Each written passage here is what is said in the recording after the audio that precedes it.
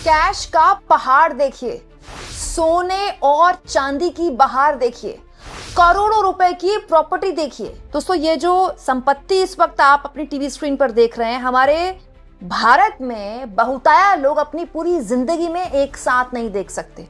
आप देखिए, यहाँ आपको चांदी के बर्तन दिखाई देंगे, कैश के बंडल दिखाई देंगे और सोने की ज्वेलरी तो ऐसे रखी है जैसे मानो कोई आर्टिफिशियल हो, लेकिन आर्टिफिशियल नहीं है, प्योर सोना है ये।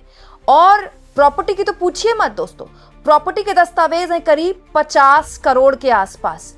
इतना सोना कि सोना भी देखे तो कहे सोना कितना सोना है। आप देखिए, रैपर्स के अंदर, पॉलिथीन के अंदर ज्वेलरी सोने की अलग रखी गई है, मोटे मोटे कंगन है अलग, मोटी मोटी मालाएं अलग हैं, 500 के बंडल अलग रखे गए हैं, चांदी के बर्तन अलग हैं और जो डॉक्यूमेंट्स हैं वो तो अलग ही हैं। दोस्तों, हमारे देश में सरकारी अधिकारी जब रिटायर होते हैं तो घर कैसे धन कुबेर का खजाना जैसा प्रतीत हो जाता है।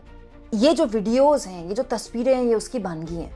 मतलब ये तस्वीरें इस बात का प्रमाण है दोस्तों कि चाहे सिंगल इंजन हो चाहे डबल इंजन हो, कि भ्रष्टाचार का इंजन जबरदस्त तरीके से फुल स्पीड बुलेट ट्रेन की रफ्तार पे दौड़ता है। ये तस्वीरें दोस्तों आंध्र प्रदेश की है, डबल इंजन वाले आंध्र प्रदेश की।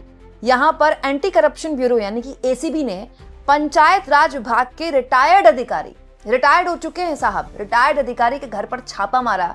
तो जिन्होंने छापा मारा उनकी आंखें भी चौंधिया गई।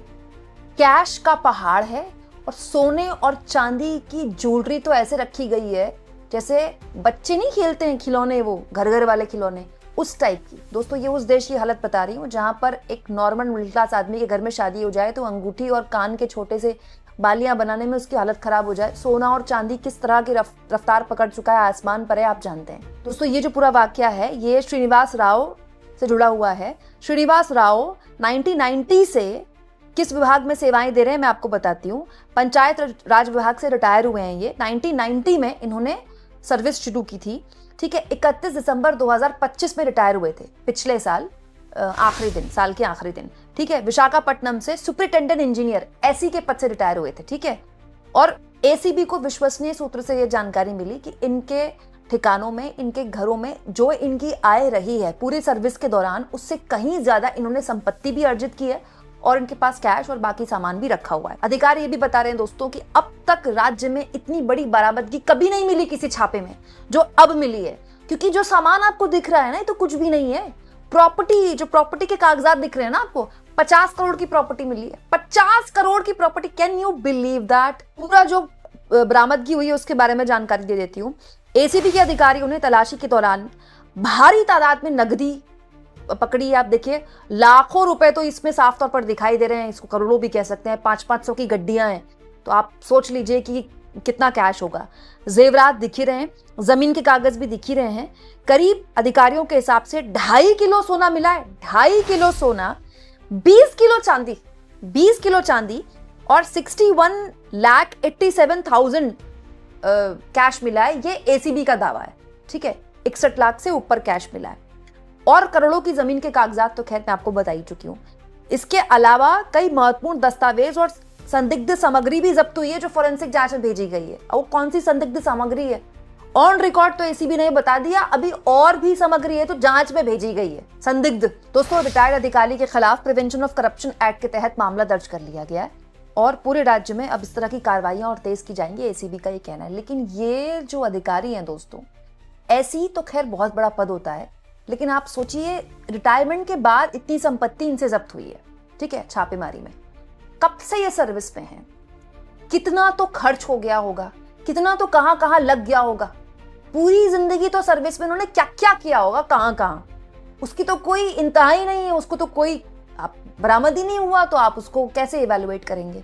ये है डबल इंजनों का हाल। सोचिए 1% अगर ये किसी ऐसे राज्य से आ रहा होता जहां पर गैर बीजेपी या गैर कांग्रेसी सरकार है या फिर कांग्रेस की सरकार है, तो भाजपाइयों ने क्या तमाशा किया खड़ा कर दिया होता। ये तो चंद्रबाबू नायडू के राज्य का हाल है। वही दोस्तों, इसी तरह की खबर मैंने आपको कुछ महीनों पहले दिखाई थी, ओडिशा से भी आई थी। ओडिशा में आपको याद होगा विजिलेंस की टीम ने एक घर में छापा मारा था, चीफ इंजीनियर के घर में। चीफ इंजीनियर कोई बहुत बड़ा पद नहीं होता। जानते हैं उसने क्या किया था? उसको ये डर जब हो गया, उसको पता चल गया चीफ इंजीनियर को कि विजिलेंस की टीम आ रही है, तो घर में इतना कैश रखा था कि वो चीफ इंजीनियर खिड़की से कैश फेंक रहा था कैश बचाने के लिए। तो खिड़की से भी जो उसने कैश फेंका है, देखिए वीडियो मैंने आपको तब भी दिखाई थी, फिर दिखा रही हूं, खिड़की से नीचे जो कैश फेंक रहा है उसका भी पहाड़ बन गया था।